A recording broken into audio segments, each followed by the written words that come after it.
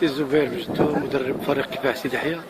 سي زبير اش تقول لنا هذه المقابله اللي حقق فيها فريق الكفاح انتصار اللي جعلته انه يتبتعد الصفوف الاخيره؟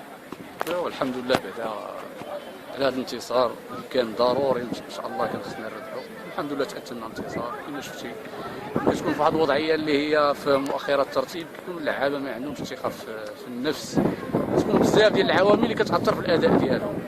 والحمد لله دابا حنا الحمد لله خرجنا من هذه الدائره اللي ديال مؤخره الترتيب. كنتمنى من اللعابه ديالو لانه واخا الانتصار ما الاداء ما كانش هو هذاك. كنتيش راضي على الاداء ديالنا؟ راضي على الاداء، كان عدم التركيز في النهار قبل الماتش وهذا. لذلك فانا من بين المدربين اللي خصني النتيجه والاداء.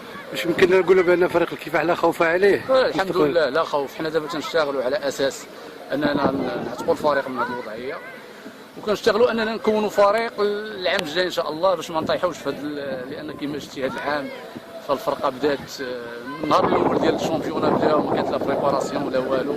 واخا العمل اللي عملوه هذا ما كانش كافي. الحمد لله كانت وقفات واحد الشهر بحال عاودنا بريباراسيون وعاودنا اطرنا الدراري وعاودنا هكايا. والحمد لله هي كنت دوره بين دوره حنا كنرجعوا الثقه في هذا. وكنطالب الجمهور اليحيوي انه يرجع، لان ماشي سهله. راه فرقه 3 سنين وهي كانت كتلعب خارج سيدي يحيى. كنتمناو ان المدرجات لاننا لعبنا بالقصير شفنا واحد المسانده كبيره للجمهور.